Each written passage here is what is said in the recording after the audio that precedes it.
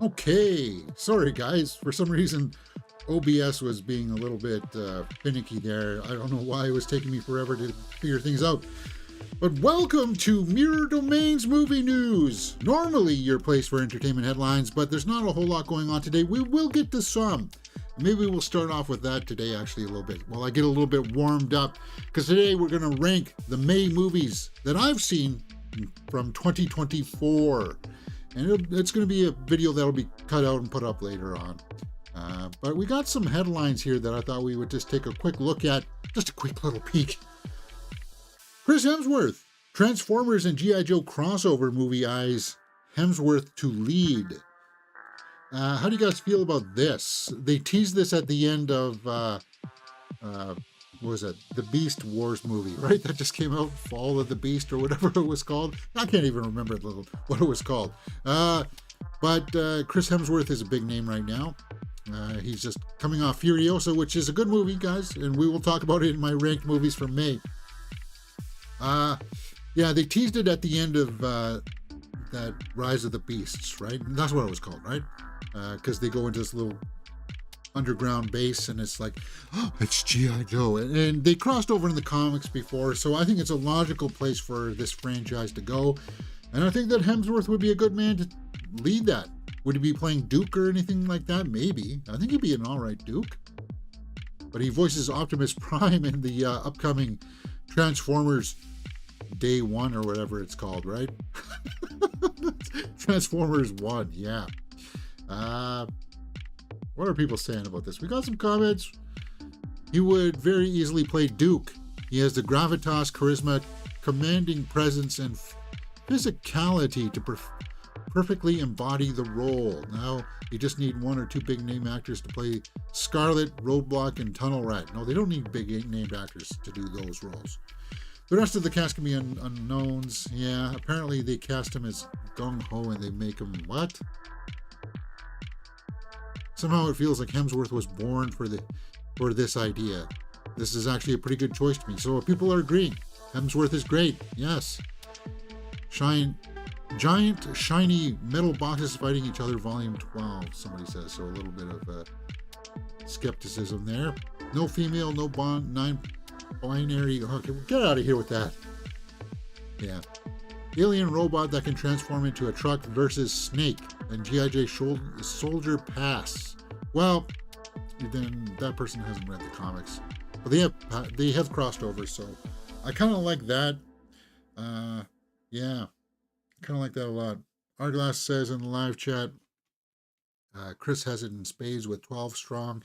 And Extraction movies, yeah, Extraction. That, if you haven't seen those movies, you can do it, man. G.I. Joe would be a walk in the park for him.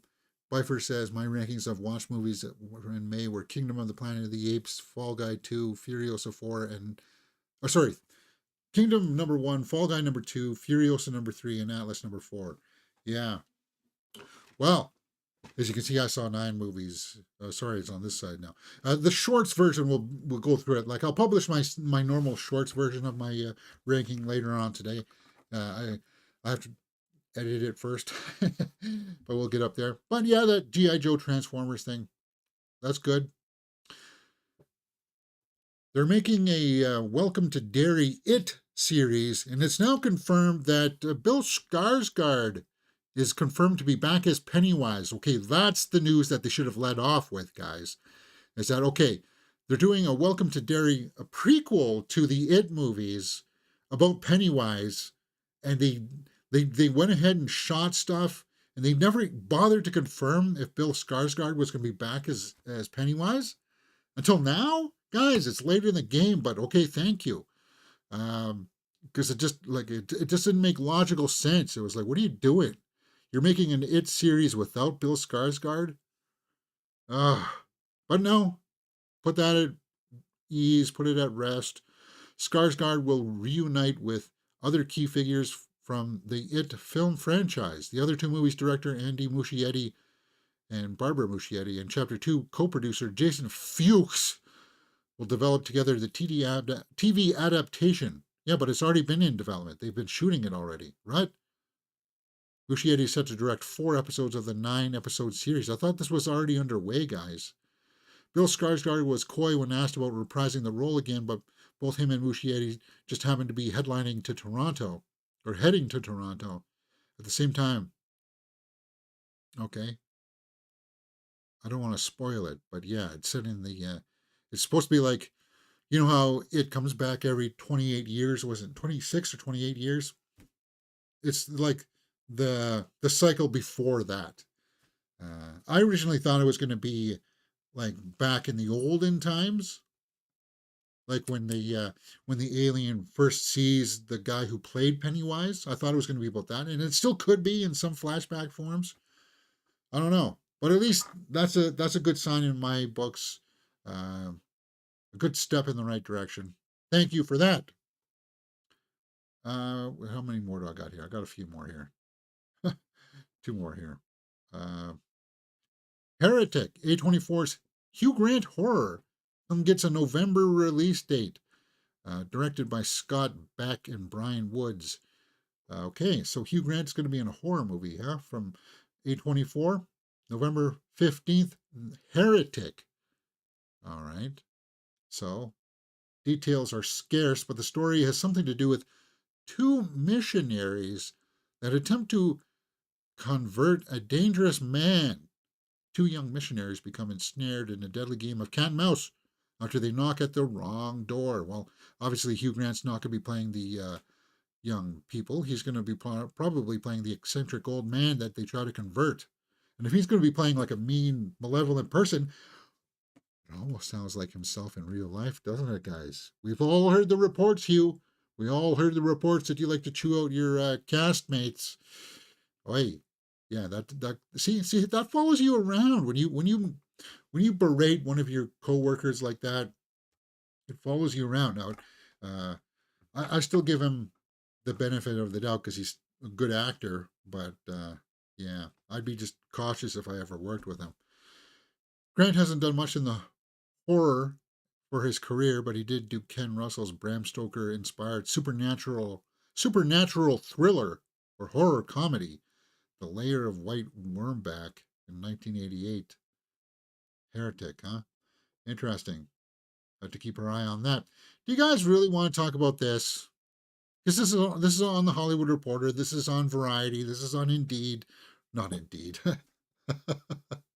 Oh mercy, on Deadline. Hollywood reacts to Donald Trump's guilty verdict. Guys, I don't really want to. Nah, I don't want to. I don't want to talk about this. I'm going to pass. Uh, I don't. What people are saying is not really relevant. I do like Sarah Silverman. She says she retired her arrogant, ignorant character because of that T word guy. I do like Sarah Silverman. I think she's a dazzling beauty, and she's kind of funny. I think we would probably get along. Okay, yeah, all right. So that's the big stories that are going on right now. After we do this little ranking thing, we will go on to the Twitterverse and see what else is out there. The ginger one will get a slap on the wrist uh, and a nominal fine that won't affect his entire life. Yeah, I don't think so a lot either. I agree. But it's a good sign at least that you know some accountability is there, even if you don't agree with it. All right, let me see if I'm ready. I felt like my nose was dripping there, and I thought I should take care of that. Go powder my nose. But I think we're ready to rock and roll.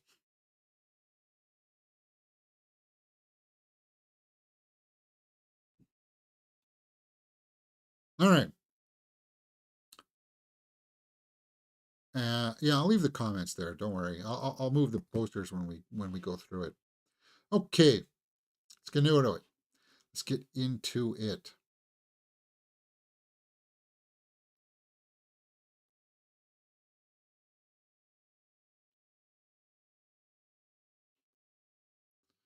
Uh, Sorry, just trying to figure out where I want to start this.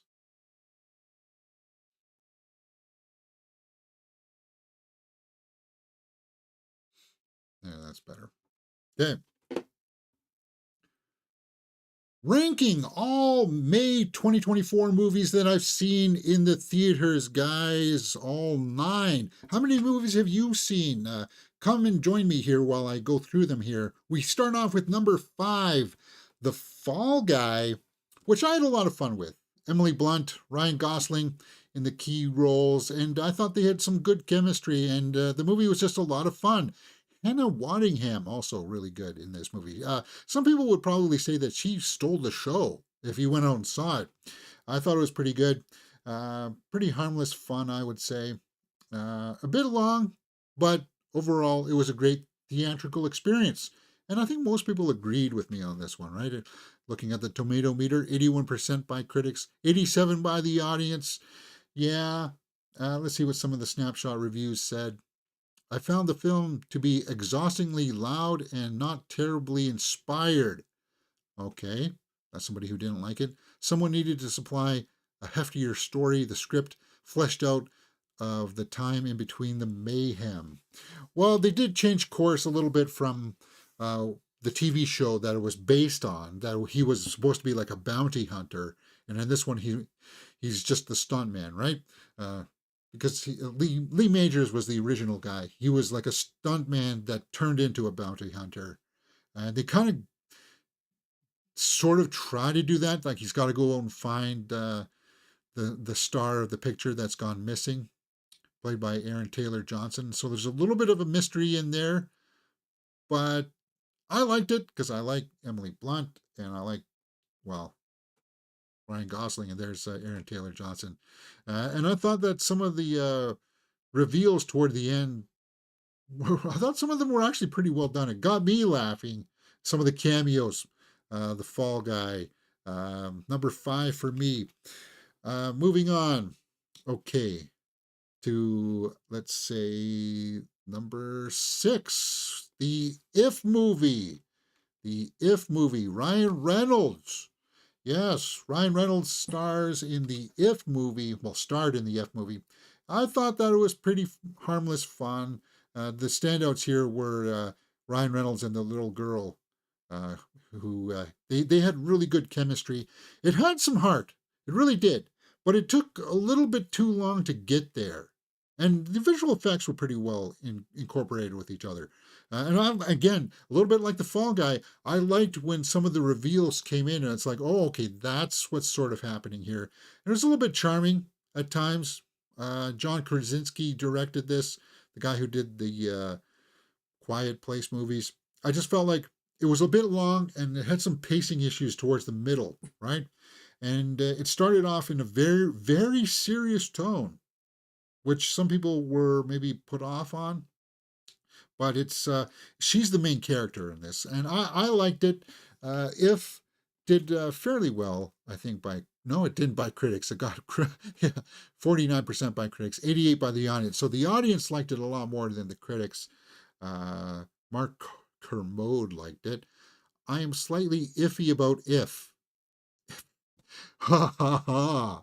I see what you do, what you did, but Allison, an audience review, says it was a great movie. Love the plot. Yeah, there's some reveals in there that you're like, okay, well, if you think about the premise, then you can sort of telegraph where it's going, kind of. And if you really think about it, it's like, oh, okay, I see what's happening here. And in that aspect, I thought it was kind of charming, pretty harmless fun. Okay, so that's number 6 on my list. If. What is number 4? Number 4 is I Saw the TV Glow. I Saw the TV Glow is a indie kind of movie that didn't come out in wide release, but it was kind of like a psychedelic thriller of these teenagers that are kind of trying to, well, coming of age kind of thing, but then they're like also they're enthralled with watching this TV show that it's called, I think, The Pink Opaque, right? And they're like the outsiders and stuff like that. And they're like, "Oh, is the TV real? Is the TV show hypnotizing you? Do you believe in your realities and stuff like that?" And in that aspect, it was quite haunting, actually. And it's kind of stuck with me a little bit.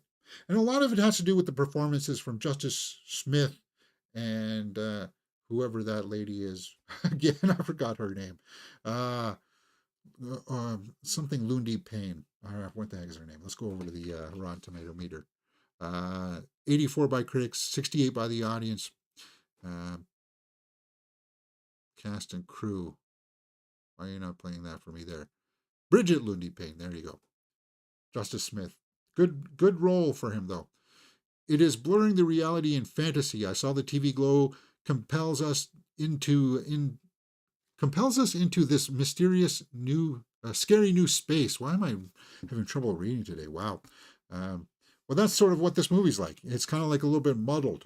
It's like, are you sure? Okay, I thought this was supposed to be coming of age. Oh, okay, so I get it. They're one of them's gay or whatever. Okay, they're having trouble with identity and stuff like that. I get that part of it. I see that the metaphor for that, but then it's also like, oh, wait a minute. Here is one of them not mentally altogether up here. Like it goes into that kind of realm, and you see a lot of psychedelic stuff. Good soundtrack, good acting. There's a good monologue sequence, a couple good monologues in here, but it's like not a traditional narrative where it's like unfolding like a normal story. It's kind of like just a bunch of things that are happening, and then you have to try to figure out what the narrative is, sort of, right? And that's where I think a lot of audiences are not responding to it. But it's great soundtrack, good soundtrack. I liked it. I saw the TV Glow is my fourth favorite movie, just because, as I said, it has stuck with me. I'm still thinking about it, and I'm still listening to the soundtrack. Number 7 is Back to Black, the Amy Winehouse biopic. Yes. So I was hesitant to go out and see this movie because it wasn't getting a lot of buzz. The buzz was not good. And she did a great job as Amy Winehouse, but I felt like they pulled back on some of the punches because we know that she, talking about mental illness, well, she struggled with addictions, right? Not only booze, but like drugs. And then I think she had a very skewed perception of reality. And I think they tried to soft play that because she falls head over heels for this guy, which we understand. Okay, that happens. It's awesome when that happens. But then you realize it's a toxic relationship, but she's more enamored with the concept of it than she is with the actual guy. Like, yeah, she goes for the guy, but it's also like it's destroying her, right? And I felt like they weren't being as intense about that as they probably should have been, as the way that reality really was for her, right? Uh, and a lot of the music stuff, like her writing the songs and stuff, got pushed to the background because of that. And everything in the end just kind of goes by really fast. The pacing is just like, oh, okay, she's really going off the deep end. Oh, we only got 10 minutes left. Okay, she goes to rehab and then she writes the song. There, that's it. That's it. That's the movie. It felt like that. It felt really rushed, and that's what kind of it sucks because it took away from the rest of it. Where she did a really good performance. I would say that she did, and 33 by the critics, 86 by the audience.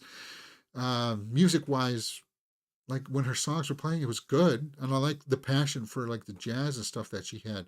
I just wish we saw more of that, right? Or just like what at one point in the movie, I thought that they were just going to focus in on like a snapshot section of her life, of her meeting the guy, and how that just was the impetus of like her destruction, right? Like her path going down to what would be her demise. And then at the end it would be like, okay, she went on to go to rehab during the credits and stuff like that, right? And then write the rehab song. But like it just felt too crammed in at the end, like it was too much.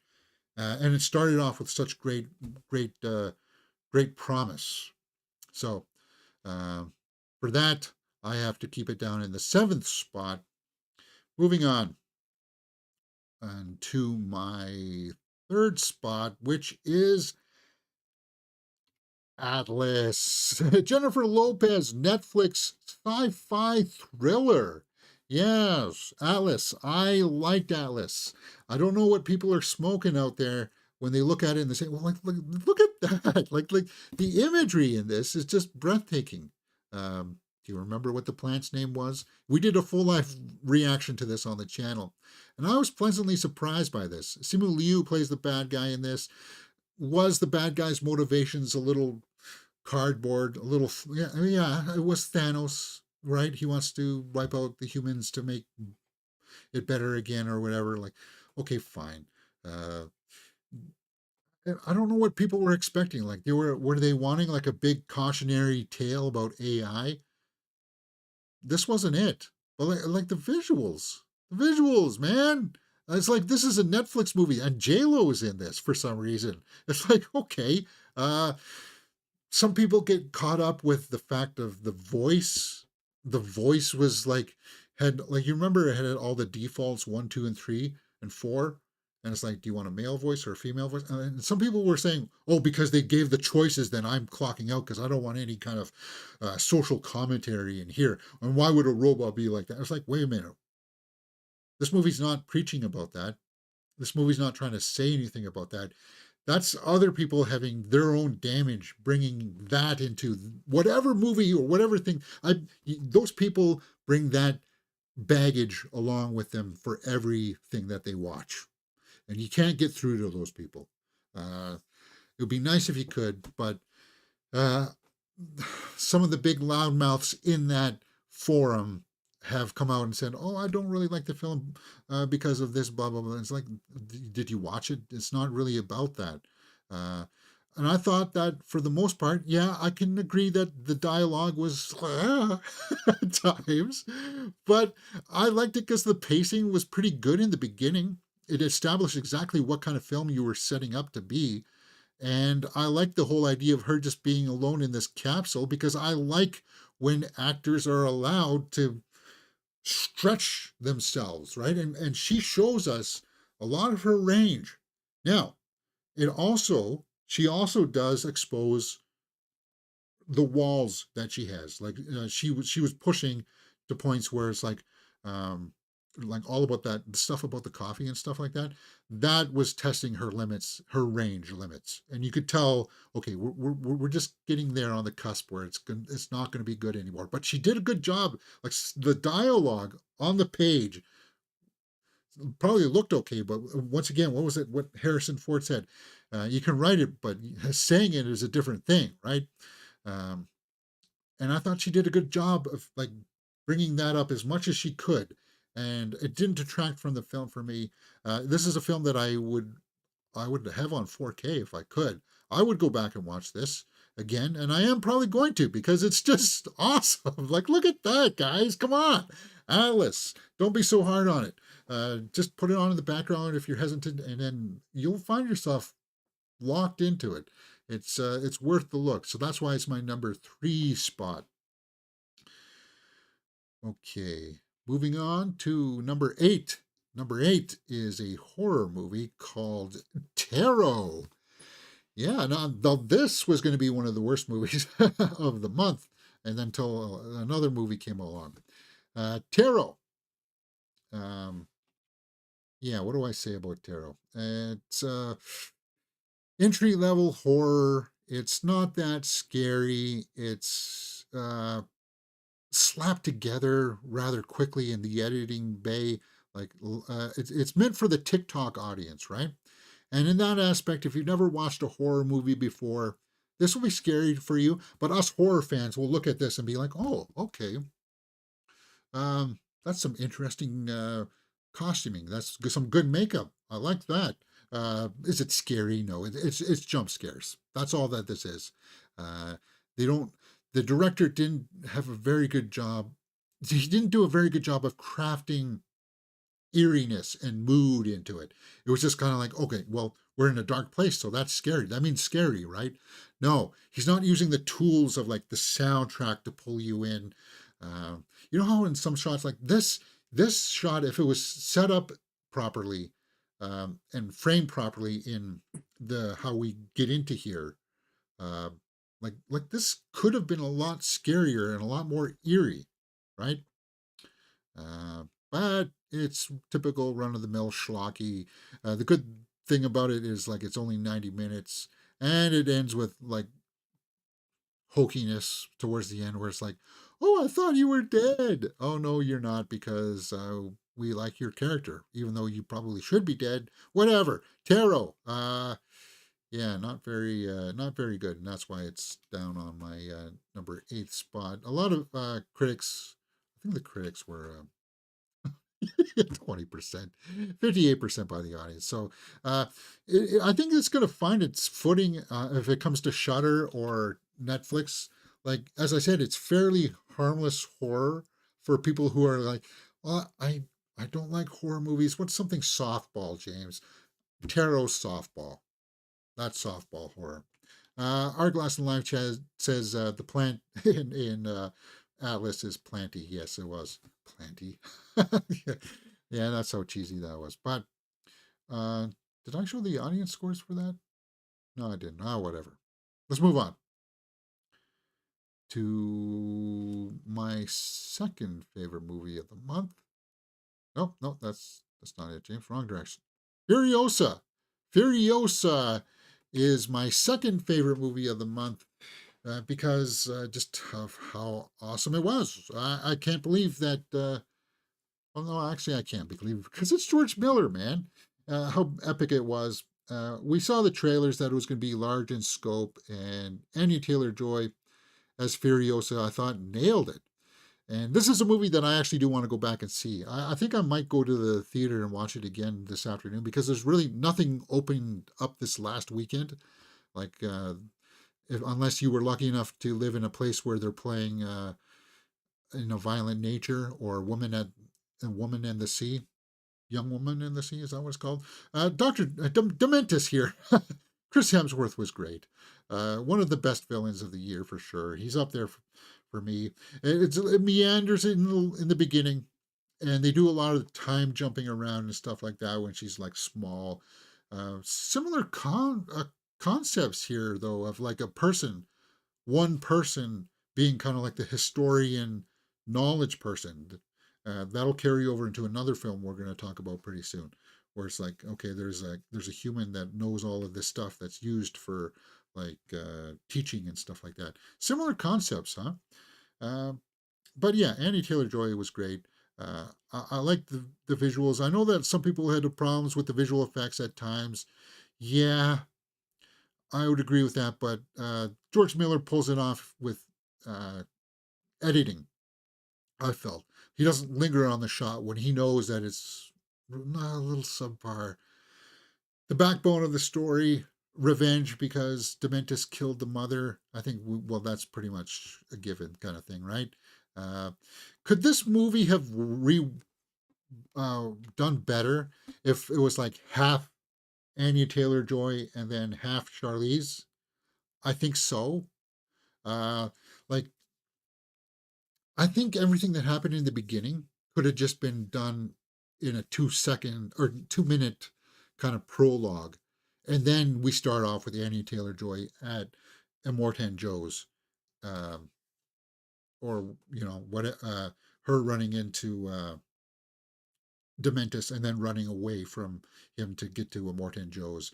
And then we just kind of like fast forward over the events of Fury Road, where she goes out and tries later on to get Dementis with Max. I think that would have worked a lot better, and it could have easily been massaged in that way because we do get the Tom Burke character coming in here. That's very much like a Max type character, and they go off together. So there's ways that they could have done that, rework the story. And I thought that we were going to see Scrotus die. We didn't really see Scrotus die, did we? Or did they say that he died in like there were time jumps in the Wasteland Wars? Because we know Erectus is still around in Fury Road. Anyway, that's why I kind of want to go back and watch it again to look for those little details. Yeah, there's the Tom Burke character channeling his inner Stacy Keach. Good visuals. Uh, Hemsworth jumps off the page there for sure, and it kind of sucks because despite everybody saying that, yeah, it's a good movie, 91% by critics, 90 by the audience. It didn't. It's not resounding at the box office. It's going to crawl towards the 100 million line, and it's not going to be good enough because it had a $168 million budget. So that's number two. What was the worst movie that I saw? Worst movie of the month that I saw was The Strangers, Chapter 1. Yeah, The Strangers Chapter 1 was not good. It's going to be in contention for, well, the worst movie of the year. That's how bad it is. It's a shameless retread of the first movie, pretty much beat for beat. It promised something so new, so epic in scale that you would be like, okay, this is worthy of a sequel. If no, it's worthy of a trilogy. And they shot all three of them back to back. Unfortunately, this is the kind of horror. Like you saw that I said Tarot was softball horror. Strangers is so soft, it could be aired on primetime television. And you wouldn't have to edit out that much. Maybe the odd curse word, but it's that tame. It's kind of like, yeah, we get it. They're in the house. They're behind her in one shot, and then they're gone in the next. Ooh, scary. Okay, you did that once. No, you did it twice. Now you're doing it the third time. Like, guys, seriously, you're using the same trope over and over again. Oh, there's a weird kid at the door. We're not going to lock the door though. We're not going to call the police. Let's make out. Let's get drunk. Maybe smoke a spliff. For God's sakes. Yeah, it's a tragedy. No, it's not even a tragedy because like the first Strangers was not that renowned. Like that's what I say. Okay, if you want to remake movies, remake ones that don't do so well, and maybe you can up the game. This did not up the game though. Strangers Chapter 1, 22% by critics, 44% by the audience. And you get the idea here. Personally, nihilistic horror hits me as more unpleasant and depressing than engagingly scary. Such bleakness bleeds out tension, making for a remake that is merciless but also exhaustingly familiar. Like, seriously, every story beat. Uh, in my initial reaction, I was like, I wish I could have just gone back and watched the original. I would have gladly had paid for the Scott Speedman, Liv Tyler version over this monstrosity that should be just swept away. But we got two more chapters coming, and I don't know if I'm that sadistic to go and watch chapter 2. Because you know what's going to happen? If you haven't watched this movie, and you shouldn't, she's the last one standing, which she shouldn't be. The boyfriend should be the last one standing. And you got inklings that the whole town that they go to is involved with it. It's going to be revealed that the town's involved with it. And then it's going to be kind of like her trying to get out of the town for the chapter 2. And it's like, is that really inventive? Is that really new? No, that should have been where we started, guys. It's just a tragedy. Okay, so that brings us up to our number 1 movie, which is, as no surprise, Kingdom of the Planet of the Apes. Yes, I really enjoyed this movie. I think this is why we go to the theater, right, guys? Because we want to see these big, grandiose scope movies that are just, well, breathtaking.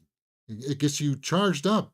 Visual effects in this, like I said, the visual effects were good for Atlas. This knocks it out of the park. Like the apes in this one, they've perfected it, like down to the hairs, like in the fires when they're in the water and stuff like that. It's like they look real. It's like wow. Proximus Caesar as the bad guy, Kevin Durant. That's my number 1 pick, guys. soundtrack, sweeping cinematography. It's got heart in there. Uh, is the ending a little bit weak? Perhaps, perhaps. And remember when I said that had familiar tropes of like a human character that knew the history and stuff and was teaching people, right? This movie also has that with the William H. Macy character. But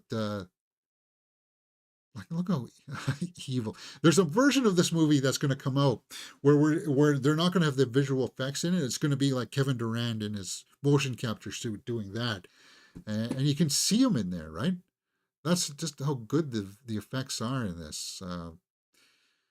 It was a great experience for me. Good soundtrack because I saw it in the big IMAX theater. So, uh, Kingdom. Oh, no, wait, did I see that? No, I saw this one in the AVX. Right. Anyway, good experience. Kingdom of the Planet of the Apes. That's my number one. What was your list in the comments below, guys? Bifer in the live chat says his numbers were number one, Kingdom of the Planet of the Apes, two, Fall Guy, three, Furiosa, and four, Atlas. Yeah. Um, I had to put I saw the TV Glow as number four. It like originally it was swapped, but I just had to because I've already downloaded some of the soundtrack from I saw the TV Glow and have put it into my rotation. It's kind of like that's one of the reasons why I had to move it up a little bit. I could see the criticisms out there though of it being a little too artsy fartsy for some people. But that's a pretty good list, I would say.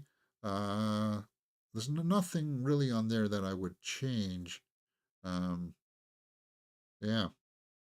All right, guys. So that's pretty much all I ever can. If you like this kind of stuff, hey, we talk about the new Superman suit and stuff here on the channel. Of course, we did our full live reaction for I saw Atlas, and we got movie reviews for Furiosa, Back to Black, Strangers. So a lot of these movies, the reviews are up on the channel right now. We've done full series reactions for Fallout, and then throughout the week we do periodically movie news where we talk about all the trending movie news headlines of the day. So if this is your bag, you like to talk movies, come and join me here on Mirror Domains and let me know your picks for the movies that you've seen in May.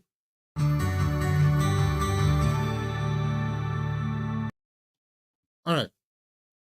So let me get rid of that.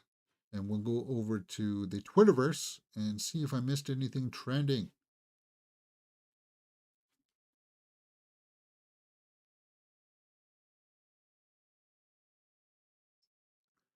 Guardians of the Galaxy is trending, is it?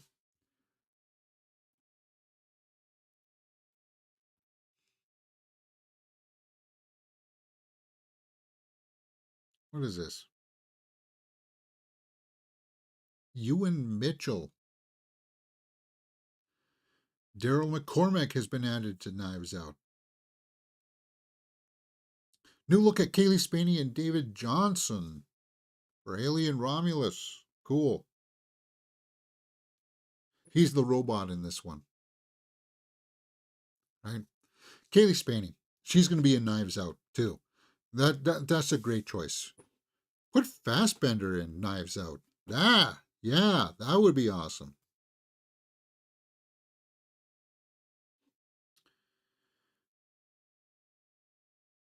Okay, Jedi fighters in front of London Eye at the photo call for the Acolyte. We will be doing full live watch alongs for that. So during this weekend, I'm going to have to postulate because next Wednesday, I think it starts on June 5th, right? Next Wednesday, I'm working all day. So we might have to watch it all on the day after, which is what we typically do anyway, right? For the Acolyte or for like Star Wars stuff.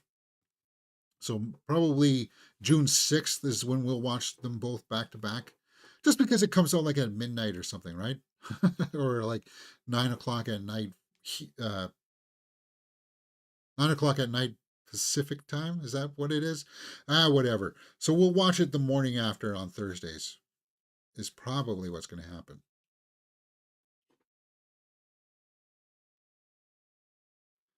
New look. Ugh. Ray, Raleigh Ritchie. Okay. Vanity Fair. There's two guys on there that I have no idea who the heck they are. What are they wearing? Silk or something? Young Woman at the Sea has been certified fresh. 86%. That's not bad. This is that Daisy Riddler swimming the Daisy Riddler. Daisy Ridley picture where she swims the English Channel. That's supposed to be on Disney. From Disney. Is it on Disney Plus? I don't know. Let me see if I can pull up my Disney Plus here and take a look. Uh, it's playing in limited releases in some places. Yeah, I'm not seeing it there. Yeah, it's not on Disney Plus.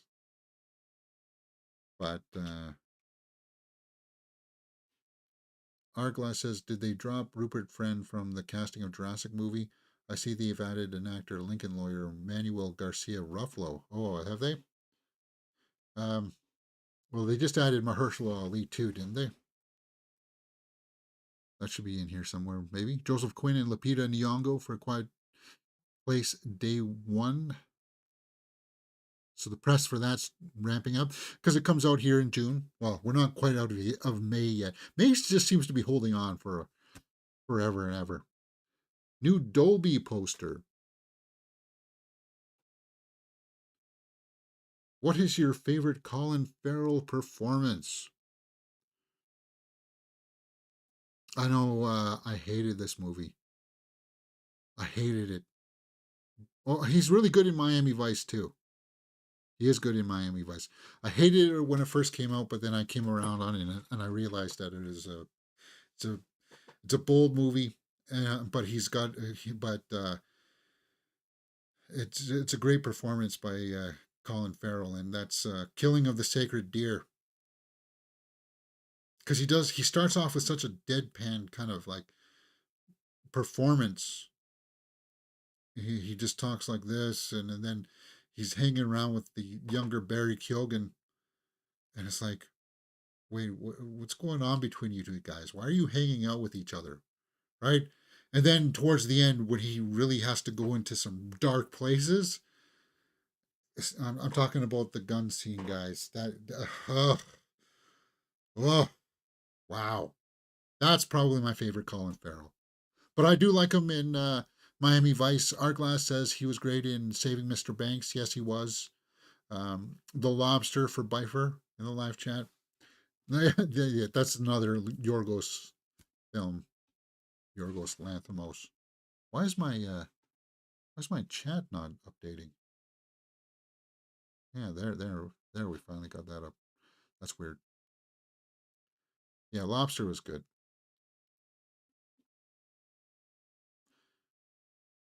Happy birthday to Academy Award Colin Farrell. Oh, is that why it's his birthday? Happy birthday. Uh he also he fought the bottle too, right?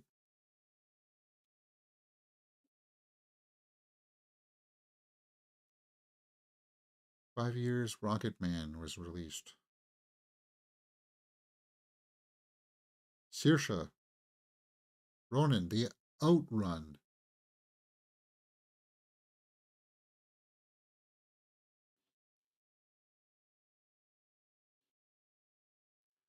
Barry Keoghan in talks to join Amazon adaptation of Crime 101 with Hemsworth and Mark Ruffalo. That's a good cast.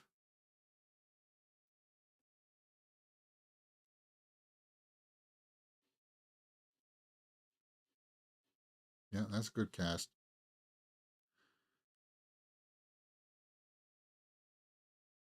Okay, why are we getting inundated with all this stuff? Uh, Bill Skarsgård back for Welcome to Derry. Yeah, we talked about that.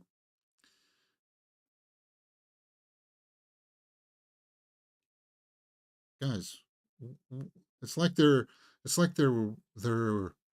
Twitter was hacked or something. This is not movie news stuff. Midsummer is returning to theaters. I'm gonna have to go to an alternate feed here because we're getting corrupted with stuff.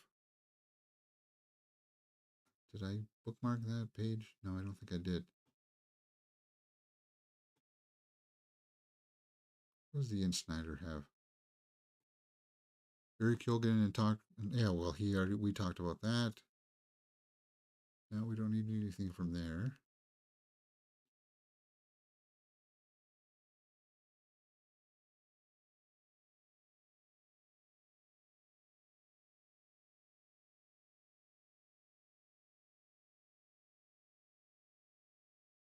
New look at the mystery Sith character in Star Wars: The Acolyte. Yeah, the ones that people are saying is from Slipknot, right? The Slipknot Sith, and I don't really know is Sith or not.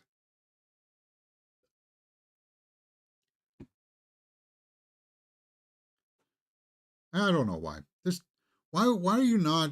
Why are they so hesitant to give us Darth Bane? Right? I don't get it. Like that storyline would be awesome. Oh yeah, there's the Slipknot references I was talking about. Is that it? Or yeah, or even Darth Revan. Yeah, that would be a good storyline as well.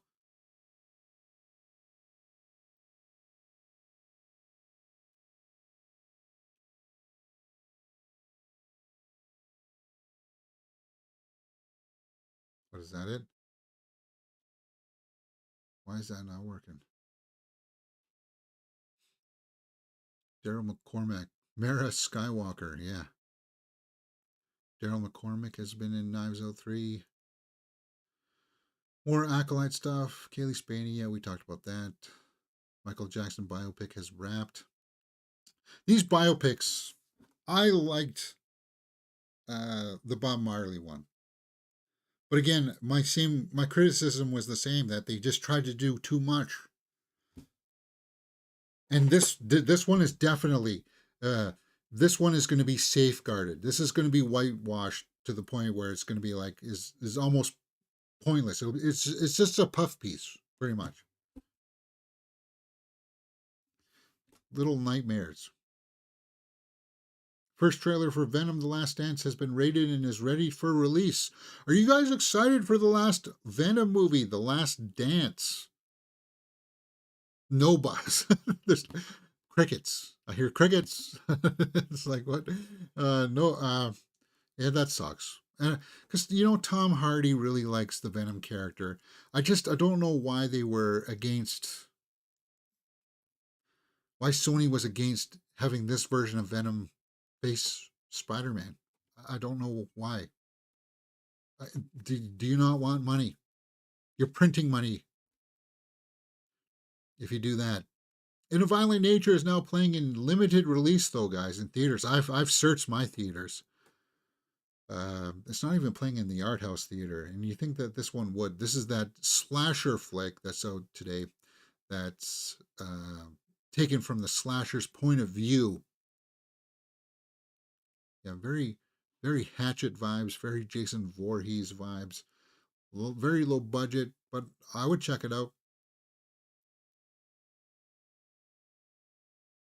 First look at Jeremy Irvine as James Sutherland in Return to Silent Hill. Okay, so that's a movie we're getting. We just saw our first look at Pyramid Head the other day. He's our new main character. Ardglass says in the live chat, I was disappointed with Venom 2. I like Tom Hardy, but they're doing him dirty by not coming through with the end credit teasers. Yeah, they're not. It's because you're. Yeah. And we talked about the Spider Man angle. Skarsgård back to Derry. Yeah, we know that. First look behind the scenes at Return to Silent Hill. Okay, so I like that they're using practical sets or practical costumes for Pyramid Head in this.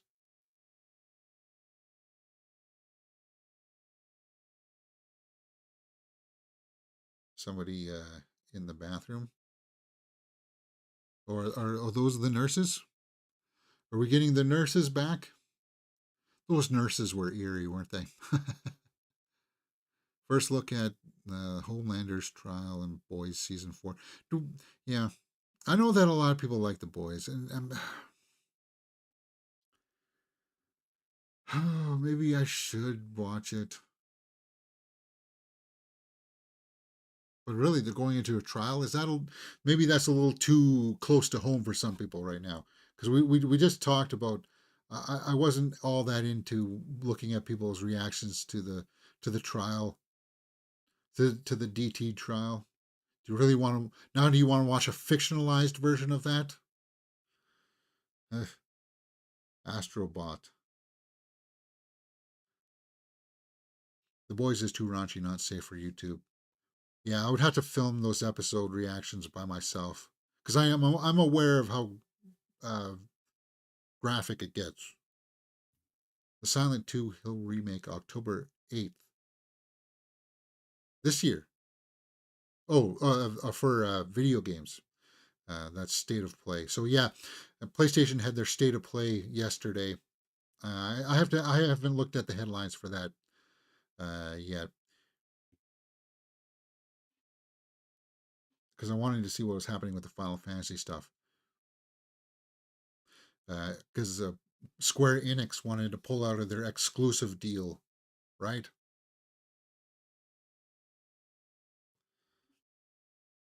And by the way, uh, it is now past 3 months for that exclusive deal. So whenever Final Fantasy Rebirth comes out on PC on Steam, we will be doing full playthroughs for that, full live playthroughs for that. I just haven't been playing a lot of video games lately.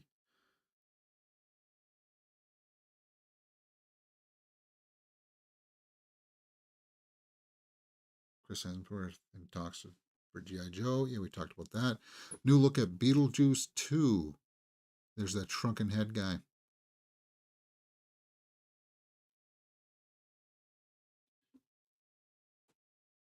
Maybe I should save that one for the archives. Might come in handy for like a thumbnail or something later on, eh? Did you hear my Canadian accent? Oh yeah, yeah. The trailer for that came out yesterday for the popcorn thing. I'm not into those collectibles anymore. I don't think I ever was actually, to tell you the truth.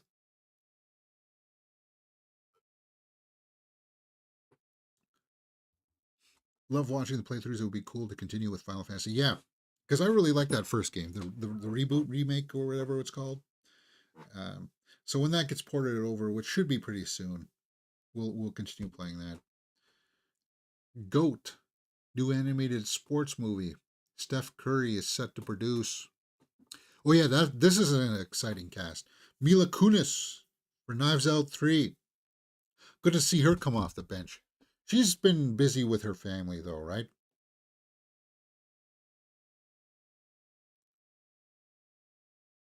And she's got the gravitas. Like you don't think that she can. Like was it Oz and the Great and Powerful was the last thing that I think I saw her in. Jupiter Ascending. Oh yeah, sorry. But look at her in Black Swan. She was yeah, she was really good in playing off Natalie Portman in Black Swan. Like she can do it, guys. She can do big action, big screen stuff. Mahershala Ali is in talks to star with Jurassic World movie. Yeah, that came out. Moana 2 has the most watched animated movie trailer ever, 178 views in 24 hours. Should I do a trailer reaction for it? I haven't watched the first movie, so I don't know if the movie for the second trailer would do anything for me.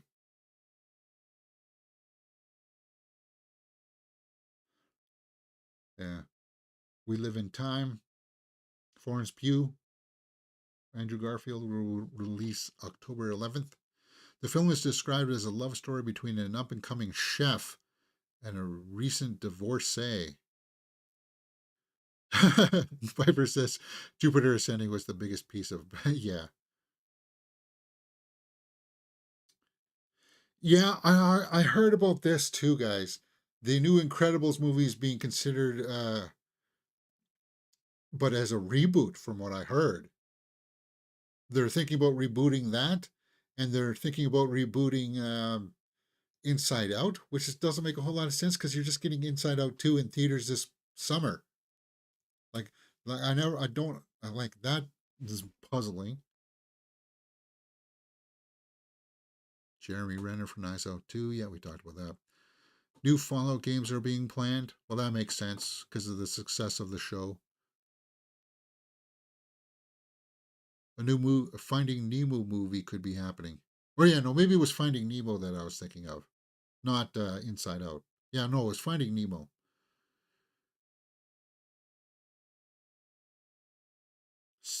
Inside Out spin-off series. Giancarlo Esposito reportedly will appear in Captain America 4: Brave New World. Good actor. Let's see why not. All right, guys. Yeah, that's pretty much it for me. Uh, why is my YouTube chat lagging? Why a reboot of a cartoon? They don't age, just continue the story. That's what I would say. Yeah, weird. All right, guys. So that story will be chopped out later today, and then of course I'll publish the shorts version of that. That's pretty much all I've got in the can for today. I'm thinking about powering up the old electric guitar and laying down some tracks. And I need time to do that. So that's probably what I'm going to do for the rest of the day. If not, enjoy your weekend. Let me know what your rankings were for the movies, and we'll see you next time right here on Mirror Domains.